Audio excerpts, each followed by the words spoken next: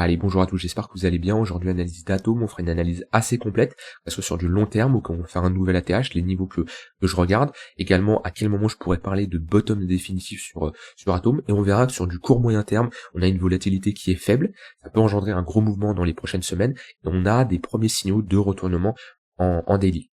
Avant de poursuivre la vidéo, tu dois absolument savoir que chaque semaine, des centaines de traders et d'investisseurs, qu'ils soient débutants ou expérimentés, bénéficient de mes cours entièrement gratuits dans lesquels je les aide à avoir de meilleurs résultats. Dans la Trader Letter hebdomadaire, je parle d'investissement, de trading, de crypto ou encore de mindset, où l'objectif est de t'apporter un maximum de connaissances via un cours simple, clair et concis à lire. Si toi aussi tu veux y faire partie, ces cours tu peux y accéder gratuitement en cliquant sur le premier lien en description. Je te laisse cliquer juste en dessous pour rejoindre la Trader Letter et je te souhaite un bon visionnage.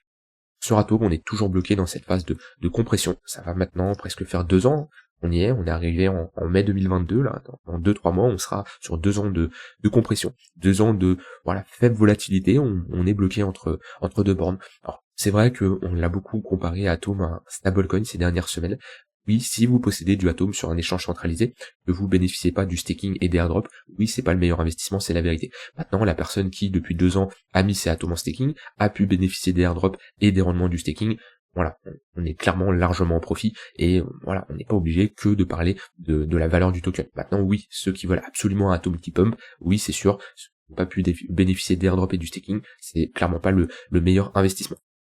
Et je vous déconseille de laisser vos atomes sur un échange centralisé, mettez ça en staking, alors pas spécialement tous vos atomes en staking, parce que quand ils sont en staking, vous devez attendre 21 jours pour les unstake, ça faut prendre en compte, que si on a un gros pump comme ça, et que vous voulez prendre des profits, et que vous sortez ici de votre staking, vous devez attendre 21 jours, et entre temps, 21 jours, on peut peut-être faire ça. Donc voilà, mettez pas tous vos atomes en staking, mais mettez-en, parce que sinon, vous prenez l'inflation chaque année, qui est quand même assez importante. Donc ça c'est pour Atom, voilà, on est toujours dans cette phase de compression, bloqué entre deux bornes. Si on commence à s'affranchir des 12-13$, si on validera une épaule tête épaule inversée, okay, qui est une pattern de retournement, un V bottom suivi d'une structure en W, ok, chose qu'on a faite ici. Voilà, ici on a également une épaule tête épaule inversée. Honnêtement, si on valide ce niveau-là, on aura grande chance d'être sur un bottom définitif, et le signal, on va dire un peu ultime, c'est une clôture monthly au-dessus des $17. Ici on aura une structure de retournement. Ok, voilà, avec ici un creux, un sommet, un creux plus haut que le précédent, un sommet plus haut que le précédent, un peu ce qu'on a fait sur Ether. Et on a fait globalement la même chose, creux, sommet, creux plus haut que le précédent, ici break à ce niveau-là. Et voilà, ici on a notre pattern de retournement. Pour moi c'est pareil sur sur Ether, on verra plus des niveaux aussi bas que les $1000. Donc voilà, ça c'est pour Ether, Atom, on pourrait être sur quelque chose de très similaire. Maintenant, pour le moment, on est dans cette phase de compression.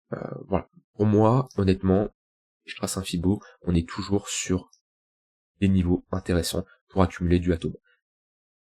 Entre les 0,786 et 0,186, c'est une très bonne zone d'accumulation long terme. Et on est sur des niveaux extrêmement bas. Voilà, c'est déjà dans une zone de rechargement long terme, donc entre 0,118 et 0,786, c'est une bonne zone. On atteint les 0,186. Si vous croyez au projet, bien sûr, c'est pas toutes les altcoins où il faut se positionner sur les 0,186. Non, vous avez de fortes convictions sur le projet, c'est une très bonne zone pour chercher à rentrer en position. Maintenant, d'un point de vue retracement, on va mettre une extension de Fibo au cas où on a un ATH. Alors avant, les retracements de Fibo. Donc déjà, premier niveau intéressant à surveiller, les 0,382 de Fibonacci. On a une bonne confluence entre ce retracement de Fibo plus cette ligne de coup de cette structure de top de marché. Ici, on a ce qu'on appelle un M-top, d'accord, c'est une pattern de retournement. On a notre ligne de coup, on voit que on a déjà fait ici un pullback. Voilà, on a eu un rejet, donc on a validé cette pattern à la clôture ici. On fait un pullback sur la ligne de coup, et on a eu un rejet, ce qui montre que cette zone, aux alentours des $20, ça sera un niveau intéressant à surveiller. Déjà, chiffre rond psychologique des $20, retracement de Fibo, et ligne de coup de notre structure de top. Ensuite, alors sur du plus court terme, bien sûr, on a ce haut de range, qui est également intéressant à surveiller. Si on break ce niveau-là, on a notre zone de rechargement de short ici, les 0,786, 0,118, ça peut être une zone de prise de profit. Bien sûr, c'est pas une zone où on cherche des achats, c'est une zone où techniquement on a des chances d'avoir des vendeurs qui se manifestent. Pourquoi? Parce que si les vendeurs veulent tout simplement défendre ce sommet-là, c'est dans cette zone qu'ils chercheront à le faire. Donc ça, c'est d'un point de vue retracement. Maintenant, si on fait un nouvel ATH, on va pouvoir mettre ce qu'on appelle des extensions de Fibonacci. On peut mettre des extensions en prenant en compte ce mouvement-là. On peut mettre également des extensions en prenant en compte ce mouvement-là. Donc, creux le plus bas, sommet le plus haut, et second creux le plus bas, et ça nous donne des niveaux. L'idéal, c'est d'avoir des confluences de localisation pour avoir des niveaux beaucoup plus importants, chose qu'on n'a pas ici. Donc déjà, ce que je pourrais dire, c'est les niveaux, on a cette grosse zone, ok, et le chiffre rond des 100$. Éventuellement les 218. Donc dans une stratégie de prise de profit, l'idéal, c'est quelqu'un qui rentre sur les 0,786, 0,186, donc un atome sous les 10$, c'est une très bonne zone d'entrée. Cette personne-là va prendre des profits sur la montée. On peut avoir par exemple une première prise de profit au niveau des 0,118, 0,786, ici, par exemple 10%. On peut avoir également sur les 0,382, peut-être 5%. Ok, 5%. La personne va peut-être avoir ici 10% au niveau de la TH. Voilà, chacun a sa stratégie. Maintenant, sur des confluences, enfin, on n'a pas de confluence de niveau, mais dans cette zone-là, ça peut être renforcer sa prise de profit, parce qu'on est quand même sur des extensions de Fibonacci, on est sur, techniquement, si on est là, on a un marché qui a bien pump, on est sûrement en bull run, donc peut-être sortir 20%, ok. Et voilà, chacun sa stratégie, peut-être ici ça va être certains 30%, le but c'est pas de se retrouver avec un atome à 100$ et que vous soyez 95% atome, 5% USDT. Non, prenez des profits sur la montée, il n'y a pas de on vend tout au même niveau à 100%, parce que si vous vendez tout à la TH et Atom part à 200-300$, vous allez le regretter. Donc prenez tout simplement des profits sur la montée, et de préférence pas n'importe où, sur des niveaux techniques intéressants. Les 0,382, la zone de rechargement de short, la TH, cette zone où on a des niveaux d'extension intéressants, et les 100$, qui peut être une zone de prise de profit, puisqu'on est sur un chiffre rond psychologique. Mettez vos ordres légèrement en dessous, 98, 97$, pour avoir plus de chances de vous faire exécuter. Après, on peut garder bien sûr ce qu'on appelle un moon bag, on va garder 10-15% de notre position au cas où on a un prix qui continue à s'enflammer, et d'aller chercher les 218, les 318, voilà. On peut pas prévoir à l'avance quand sera le top de marché, ok. En tout cas, pas à l'avance maintenant. Après, si on y va, on commence à avoir des signaux de retournement, ok, là on peut être sur un top. Actuellement, on peut pas savoir à quel niveau sera le top de marché. Donc voilà. Prévoyez votre zone, vos zones de prise de profit, d'accord, avec vos pourcentages, et faites ça sur la montée. Je vous déconseille, comme je dis, de tout sortir au même niveau, et voilà. Ou d'attendre aussi, de vous dire bon bah je verrai quand on a des signaux de retournement. Non, parce que on peut vous piéger, et vous vendez trop tard, parce que le signaux de retournement, si on fait quelque chose comme ça, voilà, c'est bon. Alors oui, vous vendez ici, ok, pourquoi pas, mais vaut mieux prendre des profits sur la montée, vous serez beaucoup plus sûr. Maintenant, un atome qui va chercher ses 100$, c'est une target réaliste, et ça ne me surprendrait pas, moi, de mon côté. Sur du plus court terme, alors comme je disais, on a une faible volatilité. On voit avec cet indicateur qui nous permet de mesurer la volatilité, et en général, quand on a une volatilité qui est faible, comme on a ici, comme on a eu ici, comme on a eu ici, en général, on a un gros mouvement qui se prépare. On le voit, hein, c'est représenté par ces flashs violets, ok. Et quand on a un flash violet comme ça nous indique, attention, méfiance, la volatilité est faible, comme je dis, un gros mouvement se prépare, voilà. Ici, volatilité faible, on a eu un gros pump, ici, on a flash juste avant de, alors ça, c'est un crash, ouais, on a fait un moins 15%, n'empêche, ouais, je m'attendais pas, on a fait un moins 15% ici, juste avant d'avoir signalé. Alors ça nous indique pas si ça va être un pump, si ça va être un dump, ça nous indique, ok, attention, le marché a une volatilité extrêmement faible, on a des chances d'avoir un regain de volatilité, et du coup, un gros mouvement. Pareil ici, flash, faible volatilité, ensuite on a fait un moins 33%. Pareil ici, flash, etc., etc. Alors ça marche sur toutes les unités de temps, maintenant c'est toujours proportionnel à l'unité de temps. Vous voyez ici, faible volat, on a regagné de la volatilité, on a fait un moins 6%. Donc c'est toujours proportionnel à l'unité de temps, automatiquement. Ok, ça n'aura pas la même importance, un flash sur du 5 minutes qu'un flash sur du 1h, 4h. D'ailleurs sur du court terme, je ne regarde très peu cet indicateur. Mais voilà, ça nous indique qu'actuellement, on voit qu'on a une baisse de la volatilité, ok. Et si on a un regain, on peut s'attendre à un gros mouvement. Maintenant, c'est intéressant ce qu'on a en daily, puisqu'on est revenu chercher nos 0,5 de retracement, presque nos 0,118, ok. On a une bonne réaction au niveau des acheteurs, vu que, hop, on a une divergence haussière qui est validée. On faisait ici des creux de plus en plus bas, ici des creux de plus en plus haut. On a tout simplement un affaiblissement au niveau des vendeurs, ok. Cette divergence a été validée, alors on en a eu plusieurs, on a eu cette première qui a été validée, qu'on a cross ici, on a eu cette deuxième et l'entièreté de cette divergence qui a été validée, qu'on a cross, c'était ici, ok. Donc là, affaiblissement au niveau des vendeurs, plus pattern de retournement qui a été validé ici, avec cette clôture daily, donc ce qui nous montre qu'on était dans une phase de creux et sommet de plus en plus bas, ok. On voit un sommet ici, voilà, un sommet et un creux plus bas, un sommet plus bas, creux plus bas, sommet plus bas, creux au même niveau, et là, hop, on repasse dans une dynamique haussière avec cette pattern de retournement. C'est assez encourageant, on est en train de faire, surtout si je mets les moyennes mobiles dans du court terme de ce que j'ai vu. On a le tunnel 1 heure qui s'apprête à cross le 4 heures. Je rappelle que le cross de ces moyennes mobiles, c'est assez intéressant à surveiller. Je prends par exemple un exemple. Cross du tunnel 1 heure à la hausse. Voilà, on a eu une bonne tendance haussière jusqu'à avoir le cross du tunnel 1 heure à la baisse. Là, on s'apprête à le recrosser à la hausse.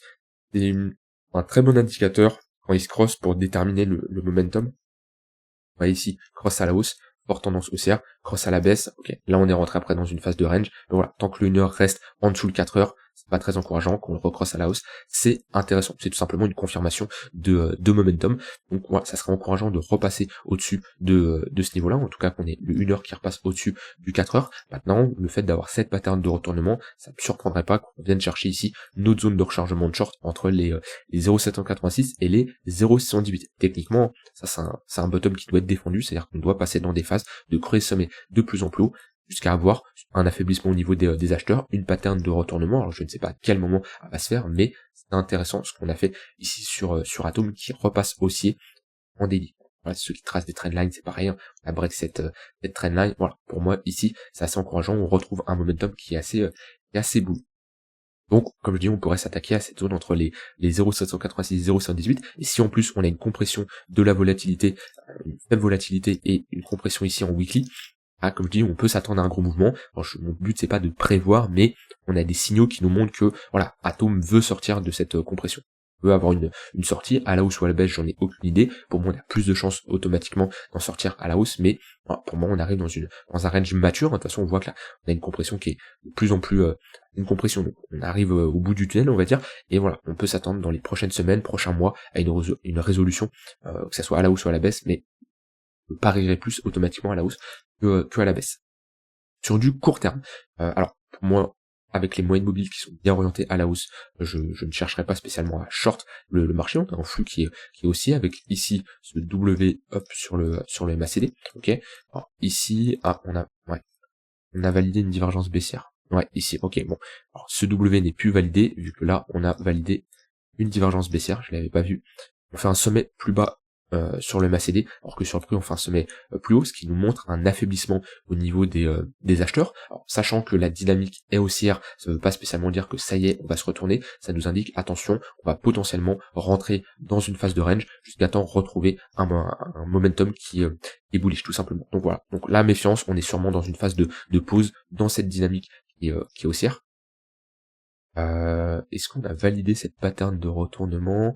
Alors, on va juste surveiller la clôture en 4 heures. Donc clôture en dessous de ce niveau-là. On aura ici une petite structure de top de marché. Si je me mets en close line, on la voit mieux. Pareil, hein, c'est une structure en 4 heures. C'est pas ça qui va remettre en cause la dynamique haussière en daily. Hein, c'est cette pattern de retournement. Mais voilà, c'est le genre de pattern qui peut nous faire retracer, revenir chercher par exemple les 0,382 de Fibonacci, qui serait en confluence avec une bonne zone à défendre, hein, au niveau des acheteurs. C'est notre ligne de coup de cette pattern de retournement. Donc si on y va, on a une bonne confluence ici, on aura sûrement le tunnel 4 heures, le tunnel 1 heure en confluence, ça sera une target intéressante à surveiller pour chercher des longues. Sur du court terme, on est ici dans une bonne zone de localisation également, vu qu'on est au niveau de notre tunnel 15 minutes. Mais ouais, c'est vrai que cette zone, c'est plutôt la zone que je surveillerai le plus, c'est cette zone au niveau des 0,382 de Fibonacci. On fait quelque chose comme ça. Ça peut être intéressant de chercher des longues ici.